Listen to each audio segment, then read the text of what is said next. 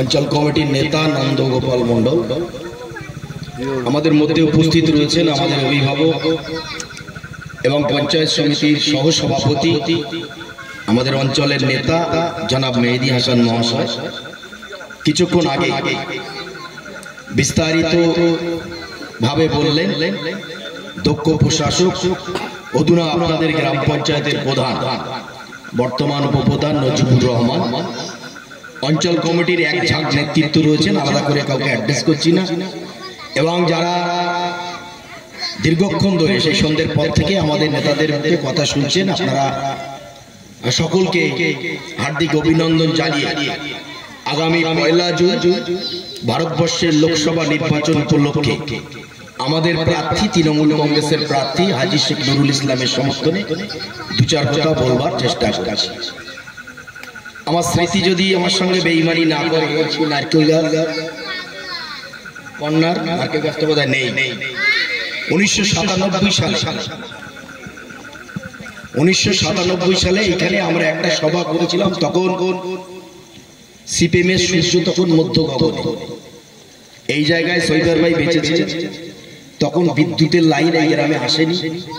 ওই নম্পর ছিল, নম্পর বলতাম, কেরাসিন দিয়ে বাতিটা এরকম বড় করে এই জায়গায় রেখে আমরা সভা করেছি। যাই হোক, ফের 27 বছর পরে এখানে সভা করতে এসে স্মৃতিটা মনে পড়ে। 1 জুন ভোট, এবং ভোটটা লোকসভার পর। লোকসভা কাকে বলে? যে নির্বাচনে ভারতবর্ষের প্রধানমন্ত্রী নির্বাচন হয়, ঠিক হয়, সেটা লোকসভার ভোট। এই ভোটের জয় পরাজয়ের মধ্য দিয়ে আপনার গ্রামের গ্রাম পঞ্চায়েতটা চলে যাবে না, গ্রামের মেম্বারটা সরে যাবে, কিংবা এই ভোটের মধ্য দিয়ে বাংলার যে মুখ্যমন্ত্রী রয়েছে সেই মুখ্যমন্ত্রীও পতন হবে না। তাহলে এই ভোটটা কার পতন হবে কিংবা কে থাকবে? এই ভোটটা হলো নরেন্দ্র মোদীর ভোট। তিনি থাকবেন কি থাকবেন না? বিজেপি ভারতবর্ষের কেন্দ্রে থাকবে কি থাকবে না? এই ভোটটা হলো সেই দেশের দেশের সরকার গঠনের ভোট। কেন নরেন্দ্র মোদীকে ভোট দেবেন আর কেনই বা দেবেন না? নরেন্দ্র মোদীকে ভোট দেওয়া যাবে না এই কারণে, 2014 সালে তিনি যখন প্রধানমন্ত্রী হননি, তিনি সারা ভারতবর্ষের মানুষের কাছে বলে বেড়েছিলেন যে তিনি যদি প্রধানমন্ত্রী হন আপনারা প্রত্যেকের অ্যাকাউন্টে 15 লক্ষ করে টাকা দেবে। তিনি 14 সালে দিয়েছিলেন। আর 2011 সালে যখন মমতা ব্যানার্জি বাংলার মুখ্যমন্ত্রী হন, তিনি একটা গ্যারান্টি দিয়েছিলেন। তিনি বাংলার মানুষের কাছে বলেছিলেন তিনি যদি মুখ্যমন্ত্রী হতে পারেন তাহলে আপনাদের ঘরে বিনামূল্যে রেশনের ব্যবস্থা তিনি করে দেবেন। বুঝতে পারছেন? নরেন্দ্র মোদী 15 লক্ষ টাকা দেবেন বলেছিলেন, দেয়নি, প্রতারণা করেছে ভারতবর্ষের মানুষের সঙ্গে। আর মমতা ব্যানার্জি বলেছিলেন আমি মুখ্যমন্ত্রী হলে আপনাদের বিনামূল্যে ফ্রি রেশনের ব্যবস্থা করব, তাও এখন বাড়ি বাড়ি। তাহলে মমতা ব্যানার্জি তার কথা রেখেছেন। একজন কথা রেখেছে, কিছু দেবেন বলে দিয়েছে, আর একজন কিছু দেবেন বলে দেন। এবার আপনারা কোন দিকে যাবেন? নরেন্দ্র মোদীর দিকে না মমতা ব্যানার্জির দিকে? যদি মনে করেন আপনারা রেশন পাননি, দয়া করে মমতা ব্যানার্জি আজিনুলকে ভোট দেবেন না। আর যদি মনে করেন না আমার বাড়িতে এসে রেশনওয়ালা রেশনটা দিয়ে যায়, তাহলে ভোটটা তৃণমূল কংগ্রেসের প্রার্থীকে দিতে হবে। আর যদি মনে করেন আপনি 15 লক্ষ টাকা আপনারা পেয়েছেন, জিরো ব্যালেন্সের অ্যাকাউন্ট করেছিলেন, সে অ্যাকাউন্ট আজও জিরো হয়ে রয়েছে, 15 লক্ষ টাকা ঢুকেনি, যদি 15 লক্ষ টাকা পেয়ে থাকেন তাহলে নরেন্দ্র মোদীকে ভোট দেবেন। একটু পরিষ্কার। একজন 21 সালের নির্বাচনের আগে গ্যারান্টি দিয়ে বলেছিলেন যে আমি লক্ষ্মীর ভান্ডার করে দিলাম, বাংলার মায়েরা আপনারা মাসে মাসে 500 করে টাকা পাবেন। আবার 2024 সালের আগে নির্বাচনের আগে উনি সেই 500টা বাড়িয়ে 1000 টাকা করে দিলেন। মমতা ব্যানার্জি, এটা মমতার গ্র্যান্ড। আরেকজন তিনি যখন ক্ষমতায় ছিলেন গ্যাসের দাম ছিল সব 460 টাকা, হয়ে গেল 1000 টাকার উপর। পেট্রোল ছিল 65 টাকা, 105 টাকা। ডিজেল ছিল 60 টাকা, হয়ে গেল 100 টাকা। 10-26 সারের দাম ছিল 420 টাকা, এখন প্রায় 2000 টাকা। তাহলে একজনের গ্যারান্টি 500 থেকে 1000 হলো, আর আরেকজনের গ্যারান্টি 460 টাকার গ্যাস 1000 হলো। এখন আপনারা কোন গ্যারান্টির উপরে বিশ্বাস করবেন, দিদি না মোদি? যদি মনে করেন দিদির গ্যারান্টিটা আপনারা সুফল পাচ্ছেন, তাহলে দিদির ভোট দেবেন, দিদির চিহ্ন জোড়া ফুল। আর যদি মনে করেন না মোদির গ্যারান্টি ঠিক, তাহলে মোদিকে ভোট দেবেন। আরে প্রার্থী খুঁজে পাইনি, আমাদের বিরুদ্ধে প্রার্থীটাকে সিপিএম আর আইএসএফ 21 সালের আগে একটা নির্বাচনে জোট করেছিল, বিধানসভা নির্বাচন। বিরাট বন্ধুত্বের একটা ব্যাপার। আবার 24 সালে তাদের আর মুখ দেখা দেখি হচ্ছে। আইএসএফ এর যদি কোনো বন্ধু থেকে থাকেন, বলছিলেন 2-1 নাকি রয়েছে। আইএসএফ এর একটা প্রার্থী দিয়েছিল, নাম শহীদুল ইসলাম মোল্লা। সেবাটা 2-2 দিন এলাকা ঘুরে দেখলেন ভাব খুব খারাপ, ভেঙে পড়ে। আবার একজনকে ধরে এনে বসালো, নাম তার আক্তার আলী বিশ্বাস। একটা দেয়াল পর্যন্ত লিখেছে। কখনো তার মুখটা দেখেছেন আপনারা? আর একজন সিপিএম 34 বছর ধরে এই রাজ্যটা দখল করেছিল, সন্দেশখালী বাড়ি, নাম তার নিরাপদ সর্দার। তিনিও বাজারে নেই। 21 সালে নির্বাচনের আগে আপনাদের মনে রয়েছে যে দুটো মানুষ, যে দুটো রাজনৈতিক ব্যক্তি খুব লাফালাফি, খুব বড় বড় কথা বলেছিলেন, একজনের নাম শুভেন্দু অধিকারী আর একজনের নাম আব্বাস সিদ্দিকী। 21 সালের নির্বাচন হয়ে গেল, শুভেন্দু অধিকারীকে 2 মাস বাংলার মানুষ চোখে দেখেনি। আর আব্বাস সিদ্দিকী কোথায় চলে গেছিলেন? সেই সময় আইএসএফ এর লোকজনই পোস্টার দিয়েছিল আব্বাস সিদ্দিকী নাকি নির্দোষ। এই 24 সালের নির্বাচনের পরে দেখবেন এই শুভেন্দু অধিকারী যে বড় বড় কথা বলছে না, কম করে 6 মাস বাংলার রাজনৈতিক আঙিনায় আসতে পারবে না। বাংলার মানুষ এবারে নরেন্দ্র মোদীর বিরুদ্ধে সেই রকম ব্যবস্থাটাই গ্রহণ করবে। কেন আইএসএফ করবেন? একবারও প্রশ্ন করবেন না? যারা আইএসএফ করে বকলমে বিজেপির রাস্তাটা বাংলার মুখে আনবার চেষ্টা করছে, যারা সংখ্যালঘু মহল্লায় কিছু মুসলিম ভোট টেনে তৃণমূল কংগ্রেসকে একটু বিপদে ফেলবার একটা চেষ্টা করছেন, একবারও প্রশ্ন করবেন না? 1992 সালে বাবরি মসজিদের যারা ধ্বংস করেছিল, সেই সময় যারা স্লোগান দিয়ে বলেছিল এক ধাক্কা মারতো, ভারতবর্ষের সব মসজিদ তড়তো, তাদেরকে বাংলার মুখে আনবার চেষ্টা করবেন? আপনাদের মনে রয়েছে যে না, যারা প্রবীণ মানুষ যারা বসে রয়েছেন, 1992 সালের পর এই যে কিছুক্ষণ আগে আজান হলো না, আমরা মাইকটা বন্ধ করে দিয়েছিলাম। 2 মিনিট 3 মিনিট 4 মিনিটের ব্যাপার। হিন্দু মুসলিম বাংলার শিক্ষিত জগৎ এই আজানের সময় মাইকটা বন্ধ করে দেয়, একটা সম্মান দেয়। এই আজান দিয়েও জ্যোতি বসু তখন বাংলার মুখ্যমন্ত্রী, কলকাতার হাইকোর্টে মামলা হয়েছে। আমরা সেদিন দেখেছিলাম মমতা ব্যানার্জি বলেছিলেন যে অজিত পাঁজা বেঁচে হয়েছে, তিনি আইনজীবী, তাকে বলেছিলেন অজিত দা আপনি কলকাতার হাইকোর্টে চলে যান। মুসলমানরা 5 মিনিটের জন্য যে আজান দেয়, সেই আজানে নাকি শব্দ দূষণ হয়, এই নিয়ে কলকাতার হাইকোর্টে কে বা কারা মামলা করেছে। আপনি মুসলমানদের হয়ে, সংখ্যালঘুদের হয়ে বিনা পয়সায় মাইকের আজানের পক্ষে জোরালো সওয়াল করবেন, এই জিনিস যিনি প্রথম করেছিলেন তার নাম মমতা বন্দ্যোপাধ্যায়। আমরা ভুলে যাব 2003-এর গুজরাটের দাঙ্গা, নির্বিচারে সংখ্যালঘু মানুষকে হত্যা করতে করতে এমন একটা জায়গায় পৌঁছে গিয়েছিল গর্ভবতী মা আমার পেটে বাচ্চা, সেই সময় ত্রিশূল ঢুকিয়ে বা খুন সহ মাকে হত্যা করার কথা আমরা বলে যাব? আর সেই তাদের হয়ে দালালি করবেন। আর আপনার সোনাডিগ্রির মানুষ, আপনারা বিলাসীর মানুষ, বলতে বেলেখানার মানুষ, আপনারা চুপচাপ তাই সহ্য করবেন? আপনারা চুপচাপ তাই সহ্য করবেন?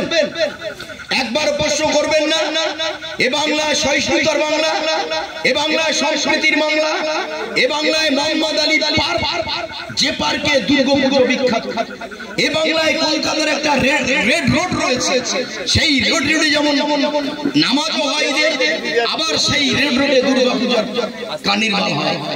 সুতরাং এই বাংলা নিয়ে যারা সাম্প্রদায়িক বিভেদের সৃষ্টি করবার চেষ্টা করছেন, যারা ধর্মীয় মেরুকরণের সৃষ্টি করছেন, তাদেরকে আপনারা ভোট দেবেন না? যে বা যারা, যে দল বা যে সরকার, যে মেয়েটি একদিকে পবিত্র কবরস্থানকে রক্ষা করবার জন্য, তার পবিত্রতাকে রক্ষা করবার জন্য সরকারিভাবে অনুদান দিয়ে, পাঁচিল দিয়ে কবরস্থানটাকে ঘিরে দিচ্ছে, আর একদিকে শ্মশান ঘাটে অত্যাধুনিক বৈদ্যুতিক চুল্লিরও ব্যবস্থা করে দিচ্ছেন।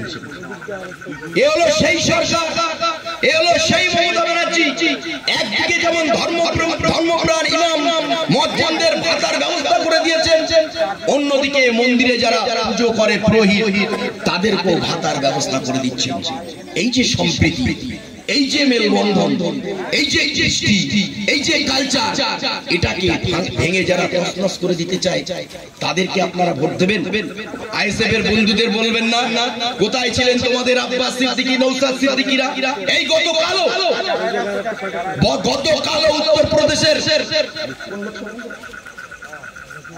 উত্তর প্রদেশের একটা লোকসভা কেন্দ্র, আমি ভুলে যাচ্ছি, সংখ্যালঘু মানুষদেরকে ভোট দিতে দেয়। সংখ্যালঘু মানুষ, মুসলমান যারা, তাদেরকে ভোট দিতে দেয়নি। গতকাল তৃতীয় দফার নির্বাচন, সারা ভারতবর্ষে যেখানে ডবল ইঞ্জিনের সরকার রয়েছে, রাজ্যে বিজেপি, কেন্দ্রে বিজেপি, সেই সমস্ত রাজ্যে গত 3 দফায় ভোট হয়েছে। ভোট পড়ছে 52%, 53%, 55%। আর বাংলার মানুষ, বাংলার মুখ্যমন্ত্রীর কাছে উদ্বুদ্ধ হয়ে সেখানে 76%, 78%, 75%, 80% ভোট পড়ছে। এখানেই তো মানুষ কি চায়? একবার আইএসআই এর বন্ধুদের প্রশ্ন করবেন না? উত্তর প্রদেশে আমার ভাই সে ফ্রিজে নাকি মাংস রেখেছে, খাসির মাংস না গরুর মাংস, এই সন্দেহে তার বাড়ি থেকে ডেকে নিয়ে গিয়ে গণপিটুনি দিয়ে তাকে মেরে ফেলা হয়েছিল। আপনাদের নেতারা তারা প্রতিবাদ করেছিলেন।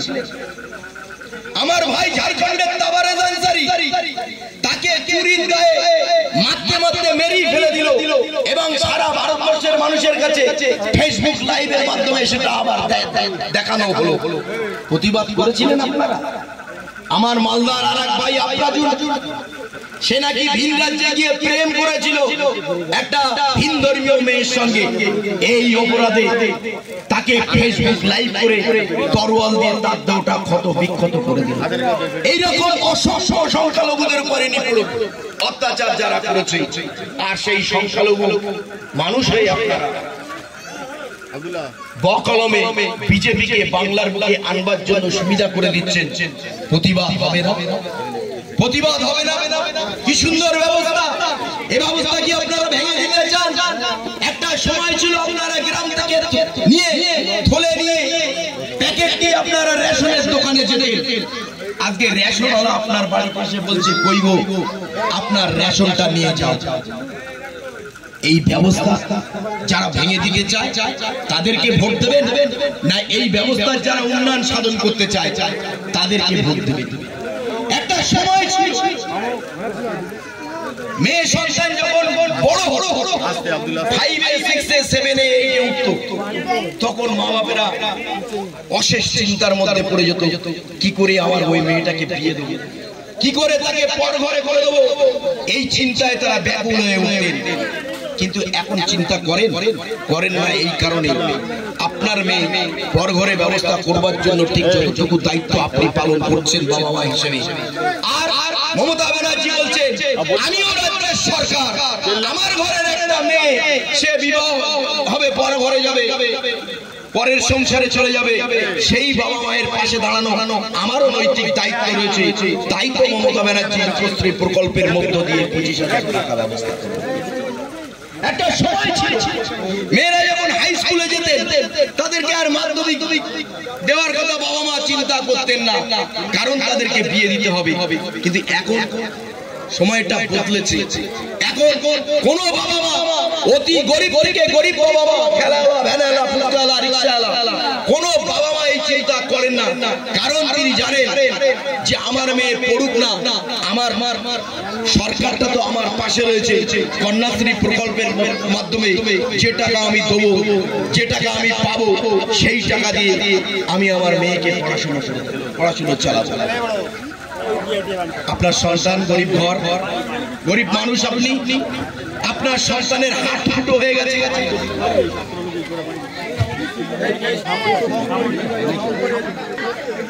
সন্তানের হাত ফুটো হয়ে গেছে, আপনি আপনার সন্তানকে কোলে নিয়ে ভেউ ভেউ করে কাঁদছেন। কি করে এই সন্তানকে ট্রিটমেন্ট করব? এই সন্তানকে তো ট্রিটমেন্ট করতে ডাক্তার বলেছে 5 লাখ 10 লাখ টাকা খরচ হবে। এখন সময়টা বদলেছে, এই চিন্তাটা কোনো বাবা মা করেন না। তার কারণ আপনার সরকার মমতা ব্যানার্জি আপনার পাশে রয়েছে। স্বাস্থ্য সাথী প্রকল্পের মধ্য দিয়ে আপনি জানেন একটা কার্ড নিয়ে হসপিটালে যাব, আমার এই সন্তানের হার্ট অপারেশন হয়ে যাবে। এই যে ভাবনা, এই যে মানসিক শক্তি, এই যে মনোবল, এই যে উৎসাহ উদ্দীপনা যদি কেউ আপনাদের মনে বাড়িয়ে দিয়ে থাকে, তার নাম মমতা ব্যানার্জি। চলে আসেন উন্নয়নের প্রশ্নে আপনার নিজস্ব এলাকা। এই যে রাস্তাটার উপরে বসে আপনারা সবাটা শুনছেন, এই রাস্তাটা 88 লক্ষ টাকার বিনিময়ে এই রাস্তাটা তৈরি হয়েছে। কে করেছে? বাংলার মুখ্যমন্ত্রী মমতা ব্যানার্জি পথশ্রী প্রকল্পের মধ্যে দিয়ে এই রাস্তাটা করেছে। এই যে ট্রেনটা দেখছেন, কে করেছে?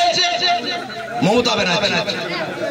2 বছর ধরে 100 দিনের কাজ করেছিলেন গরিব মানুষ, খেটে খাওয়া শ্রমজীবী মেহনতি মানুষ। 2 বছর ধরে কেন্দ্রীয় সরকারের কাজ করেছেন, 100 দিনের কাজ। কেন্দ্রীয় সরকার বলছে আমরা টাকা দেবো না। মমতা ব্যানার্জি বারে বারে নরেন্দ্র মোদীর পায়ে ধরে খালি বাকি রেখেছিলেন যে টাকাগুলো আপনি দিন, গরিব মানুষ সেই টাকা নিয়ে হাট বাজার করবে, চিকিৎসা করবে, আপনি আটকাতে পারেন না। উনি বললেন না, দেওয়া যাবে না। মমতা ব্যানার্জি শেষে সিদ্ধান্ত নিলেন নরেন্দ্র মোদীর টাকা টিকা না দিক, আমি মমতা ব্যানার্জি রাজ্যের নিজস্ব কোষাগার থেকে 100 দিনের টাকা তিনি মিটিয়ে দিয়েছেন। 18 সাল থেকে ঘর বড় 13 থেকে 18 সাল গ্রাম বাংলায় অনেক ঘর হয়েছে, আপনারা দেখেছেন। 18 সালের পর থেকে শুভেন্দু অধিকারী বলে দিয়েছে বাংলার বুকে কেন্দ্র সরকারের থেকে আর ঘর দেওয়া যাবে না। কারণ যত বেশি আপনারা দেবেন, মমতা ব্যানার্জি আরো কিছু দিয়ে তার সমস্ত প্রফিটটা নিয়ে নিচ্ছে, তার সমস্ত রাজনৈতিক সুবিধাটা মমতা ব্যানার্জি পাচ্ছে। সুতরাং আপনি টাকা দেবেন না, নরেন্দ্র মোদীকে বলে দিলেন।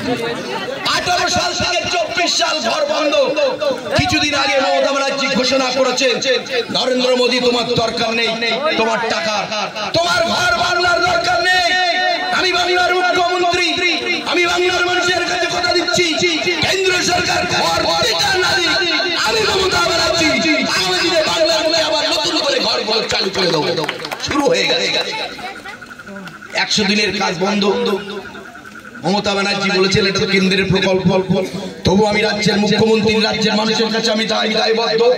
আমি কথা দিলাম বাংলার মানুষের কাছে আপনারা চিন্তা করবেন না, আমার রাজ্যের কোষাগার থেকে আগামী দিনে বছরে 50 দিন করে কাজের ব্যবস্থা আমি মমতা ব্যানার্জি করে দেবো। এত ব্যবস্থা, এত উন্নয়ন, এত পরিষেবা যারা হচ্ছে, এই সুন্দর ব্যবস্থাটাকে আপনারা ভেঙে দিতে চান? বোনেরা বলুন, আপনার লক্ষ্মীর ভান্ডারকে বন্ধ করতে চান? নরেন্দ্র মোদী হুঙ্কার দিয়ে বলছে বিজেপি নেতারা যদি আগামী দিনে ফের নরেন্দ্র মোদী ক্ষমতায় আসে লক্ষ্মীর ভান্ডার বন্ধ করে দেবে। যদি আপনারা মনে করেন যে লক্ষ্মীর ভান্ডার বন্ধ হয়ে যায় তাহলে বিজেপিকে ভোট দেবেন। আজ যদি মনে করেন না লক্ষ্মীর ভান্ডার 500 থেকে 1000 হয়েছে, আগামী দিনে 1000 থেকে 2000 হবে, তারপরে আগামী দিনে 2000 3000 দেবে। এই সেই ব্যবস্থা যে সরকার যে রাজনীতি করেছে আমরা আমাদেরকে ভোট দেবো, তাহলে কিন্তু ভোটটা আপনাকে তৃণমূল কংগ্রেস দলটাকে দিতে হবে। বক্তব্য দীর্ঘায়িত নয়। এই গ্রামের যিনি মেম্বার শাহরুল, আমাদের কাছে মমিন দুটো পার্টির দুটো মেম্বার, এরা আমাদের কাছে বসে ওই জ্বালাতনের পাত্র কেরাম জানেন, বড্ড বেশি শুধু নিজের পাড়ায় দাও, নিজের পাড়ায় দাও, নিজের পাড়ায় দাও, যে কোনো কাজ আসলে আগে নিজের পাড়ার চিন্তায় দেয়। আমরা মাঝে সাঝে রাখতে এই প্রধান সাহেবের কাছে যাই, সহসভাপতির কাছে যাই, বারবার আমার পাড়ারটা আমার পাড়ারটা, আমরা বলি না উন্নয়নটা তো ভাগ করতে হবে। একদিকে কিন্তু ভালো, এরা নিজেরটা চিন্তা করে, নিজের পাড়ার চিন্তাটা করে, নিজের মহল্লার চিন্তা করে, নিজের বুথের চিন্তা করে, এটা একদিকে ভালো। তাই উন্নয়ন যদি আপনারা পেয়ে থাকেন, আগামী দিনে উন্নয়ন আরো হবে। দরকার শুধু আপনাদের সমস্যা, আপনারা এক হাত বাড়াবেন তবেই তো আমরা দু হাত বাড়াবো। আপনারা আমাদের গণতান্ত্রিক প্রক্রিয়ার মধ্য দিয়ে একটা ভোটাধিকার প্রয়োগ করবেন, আমরা সেই ঋণ উন্নয়ন দিয়ে শোধ করে দেব। যদি মনে করেন এই উন্নয়নের সুন্দর ব্যবস্থা বজায় থাকে, তৃণমূল কংগ্রেসকে ভোট দেবেন। আগামী দিনে যে নরেন্দ্র মোদী সরকারে আসে এনআরসি হবে, শুধুমাত্র সংখ্যালঘুরা বিপদে পড়বে না।